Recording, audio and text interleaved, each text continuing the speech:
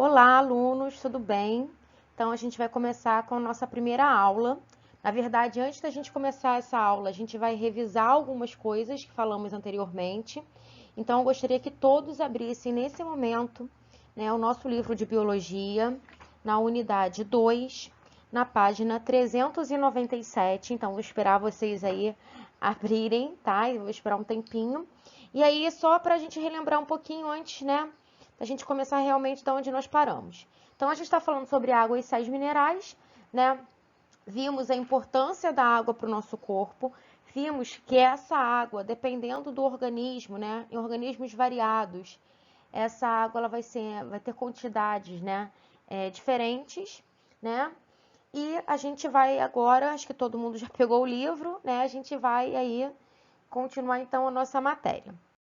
Tá? Então, esse slide ele vai falar um pouquinho sobre a questão da regulação térmica, que é uma das funções da água. Tá? Então, a gente falou em sala de aula que o nosso corpo, né, o corpo dos mamíferos, ele consegue, né, manter essa temperatura de acordo com o ambiente. A gente vai falar depois até sobre a questão dessas nomenclaturas. Né? E essa regulação térmica, quem faz é a água. Né? Então, o nosso corpo tem em torno de 70% de água. Essa água ela consegue, né, ajudar com que a gente consiga liberar esse calor, esse excesso de calor que o nosso corpo produz, por exemplo, em atividades físicas, e a gente consegue manter essa temperatura corporal aí, tá, equilibrada. Isso também vai acontecer quando a gente está em lugares muito quentes, né? Por exemplo, aqui agora está muito quente, né? E aí, qual é a forma que o nosso corpo ele chegou, né? Que ele descobriu, que ele formou aí para conseguir manter esse controle aí da temperatura. Então, o suor, né, que sai ali pelas nossas glândulas sudoríparas, tá? Ele vai liberar esse calor, né, interno através desse suor, ou seja, a gente libera a água para poder conseguir fazer esse processo de regulação térmica, ok? Ainda lá na nossa apostila, né, no nosso livro, na página 397, ele faz uma brincadeirinha, né, calor versus frio. Na verdade, é para a gente tentar encontrar maneiras aí, né, como o nosso corpo encontra maneiras de manter essa regulação térmica, né? Então, quando a gente falou sobre a questão do calor, né, que o suor, as glândulas sudoríparas, vai liberar esse calor, né, através do suor. Mas quando a gente está com frio, né, a gente também precisa gerar calor. E como que é a forma de gerar calor? Então, os nossos músculos, né, se contraem muito rápido, faz um processo de contração muito rápida, né, que é quando a gente começa a tremer de frio. E esse processo de contração e relaxamento rápido, né, gera calor para o nosso corpo. Vale lembrar, né, que quando a gente utiliza casaco, por exemplo, esse casaco ele vai impedir a saída desse calor. Tá? A gente não está nos aquecendo com o casaco, a gente está impedindo esse calor de sair, ok? E aí, a gente tem aí duas classificações de acordo com o controle de temperatura, né? Então, a gente tem aí os homeotérmicos, tá? Que eu tô marcando aqui para vocês agora, né? Homeotérmicos é aquela galera que também pode ser chamado de endotérmicos, tá? São animais que a gente consegue manter a temperatura corporal, essa temperatura não vai variar de acordo com o ambiente. A gente tem dois exemplos, né, que são aves e mamíferos. As aves, elas conseguem manter esse controle através do bico, então quando a ave está com o bico bem aberto, porque ela está, né, dissipando, ela está liberando esse calor, e nós, mamíferos, a gente faz esse processo através do suor, tá? E a gente tem aí os pecilotérmicos, que eu estarei marcando agora para vocês, né, que a gente também pode chamar de ectotérmicos, né, que são aqueles animais que, infelizmente, não conseguem fazer isso. A gente chama esses animais de sangue frio, né, porque dependendo do local que eles estiverem, a temperatura deles podem aumentar excessivamente ou podem diminuir excessivamente, né? Então, a gente tem aí os exemplos: peixes, anfíbios e répteis, né? Então, eles precisam de outros mecanismos para manter essa temperatura corporal, ok? Vamos passar o nosso livro para a página 398, né? Que a gente vai continuar aí falando um pouquinho sobre a água. Então, água nas reações metabólicas, né? Então, a água a gente viu que é um solvente natural universal, né, boa parte das reações, né, a água ela favorece essas reações, né, e tem alguns elementos que têm uma relação melhor com a água, né, outros nem tanto, né, e essas reações, né, a água favorecendo essas reações químicas, essas reações elas sofrem processo de modificações, né, por uma substância ou mais de uma substância, né, de uma molécula, tá? Transforma essas substâncias. Isso favorece algumas questões aí que a gente vai ver daqui a pouquinho, ok?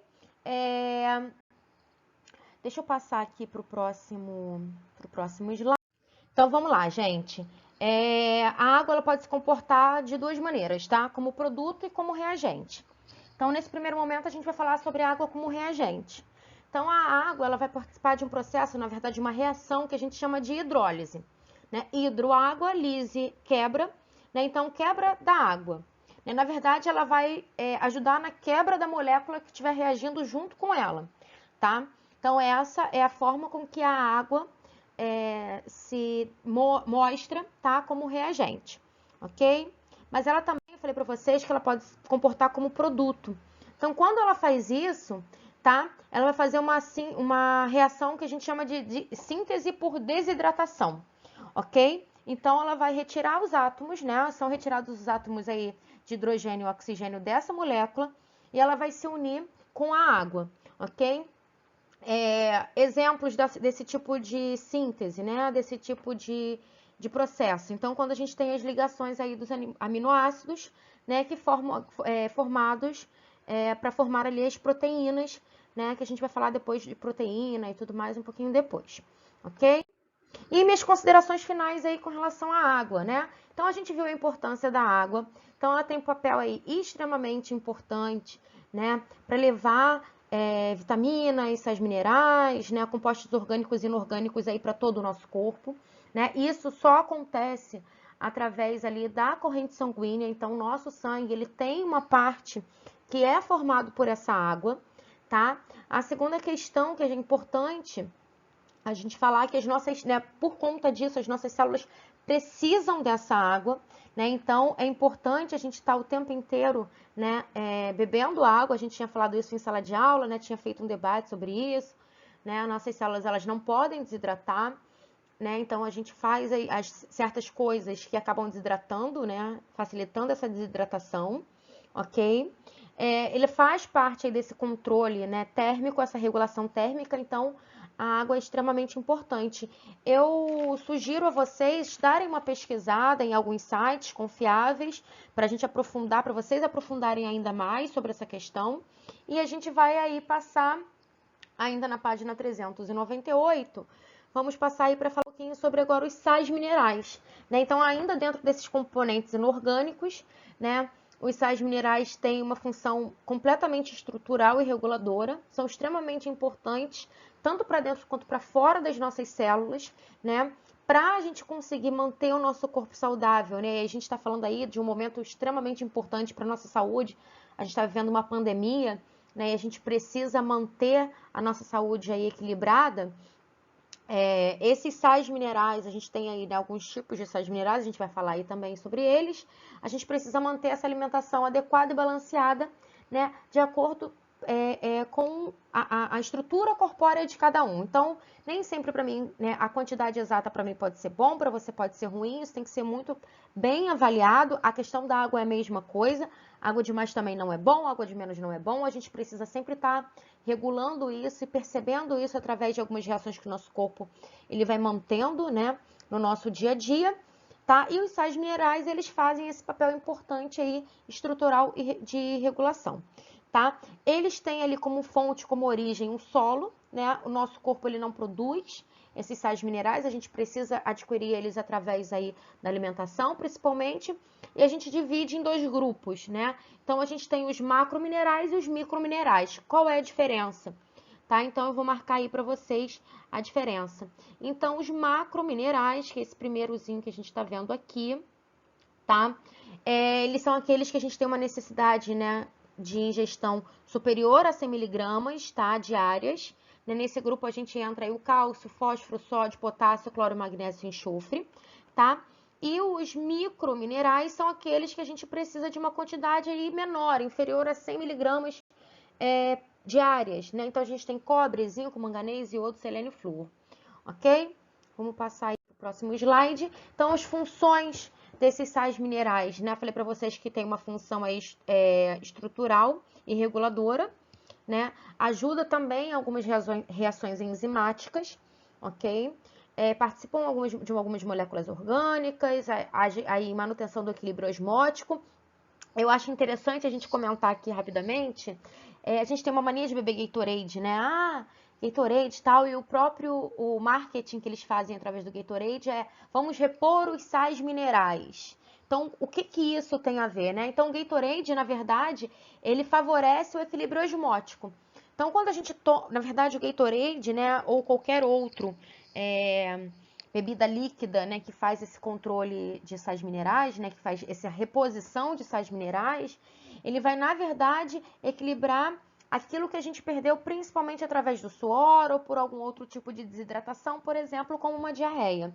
Então, o nosso corpo, quando ele perde muita água, né, ele precisa repor isso de alguma maneira. Se a gente for repor isso de uma maneira lenta, a gente pode, por exemplo, promover, né, algum desequilíbrio aí em algum desses componentes, ou até mesmo, né, uma desidratação aí, pela falta, né, de ingestão de água. Né? Então, esses sais minerais, ele faz esse equilíbrio que a gente chama aqui, ó, né, que o nosso slide ele diz, equilíbrio osmótico, tá? Então, o Gatorade está aí nesse patamar, né? Como falei para vocês que a gente não consegue produzir esses minerais, né? Isso precisa ser ingerido, né? Mas, vale aí o lembrete, o excesso, né, de alguns desses elementos, a gente acaba eliminando nas fezes e na urina. Então, por isso a importância da gente sempre estar indo ao médico e percebendo quais são as nossas reais necessidades de ingestão desses sais minerais, ok? E aqui a gente tem aí uma tabelinha, tá? Muito parecido com o do nosso livro, vou mostrar aqui para vocês. Ok, peraí, aqui, tá? Que tá na página 399. E essa tabela, ela mostra os sais minerais, funções e onde a gente, né, encontra essa fonte aí desses sais minerais. Tem alguns muito importantes, eu vou ir marcando, a gente vai falando juntos, né? Então, vamos lá. Primeiro é o cálcio, né, que eu tô marcando aqui para vocês agora. O cálcio, ele é extremamente importante para, né, para fortalecer, para formar ossos e dentes, né? Atua também na questão da contração muscular, né? E no funcionamento aí do nosso sistema nervoso, tá? E também participa na coagulação do sangue. Então, quando a gente faz o processo de coagulação, a gente precisa desse cálcio, ok? As fontes, tá? Eu vou deixar isso para vocês olharem, né? Porque senão a gente vai ficar aqui muito repetitivo. Eu acho que a questão principal aqui são as funções, ok? O próximo agora é o fósforo, tá bom? Também forma ossos e dentes aí, participa aí também transferência de energia, né? A gente tem informação de ácidos nucleicos, tá? O nosso livro, ele fala, né, sobre a questão de energia e armazenamento, transferência de ATP, adenosina trifosfato, energia, ok? E só para vocês associarem o que está no nosso slide com o nosso livro, ácidos nucleicos é o que o nosso livro chama de DNA e RNA, que são os materiais genéticos, ok? O sódio é muito conhecido, né? Nosso, aí a gente encontra ele no nosso sal de cozinha. Então, o sódio, ele tem, né, atuação aí no equilíbrio de líquidos no nosso corpo, né? Ajuda também na questão de impulsos nervosos, tá? O nosso livro aí, ele confirma essa informação, ok? E a gente consegue repor isso, né?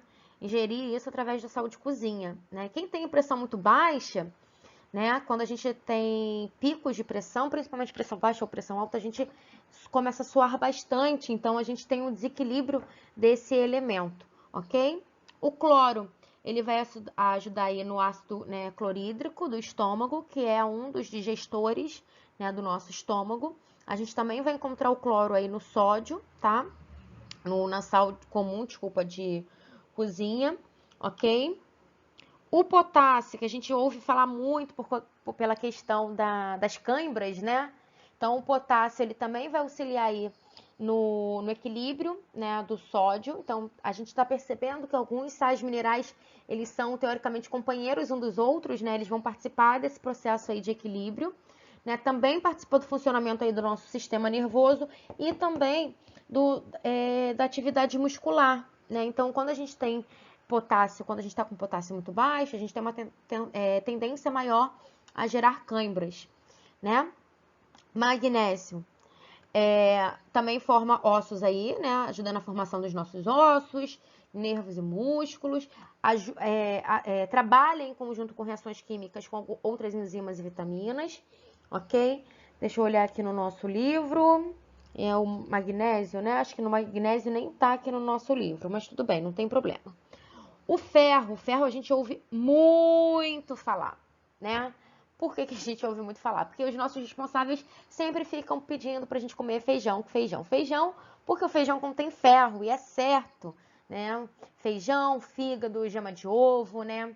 Carnes vermelhas contém bastante ferro. Esse ferro é extremamente importante porque ele forma uma proteína chamada hemoglobina. Essa hemoglobina, a gente encontra hemoglobina dentro das hemácias, que são as células vermelhas do nosso sangue, tá? Essa hemoglobina, ela vai facilitar, né, o transporte de gases, principalmente do oxigênio, no nosso corpo. Então, o ferro é extremamente importante. E quando a gente tem baixa de ferro, a gente tem o quê? Peraí, deixa eu tirar aqui para ouvir. Muito bem, anemia.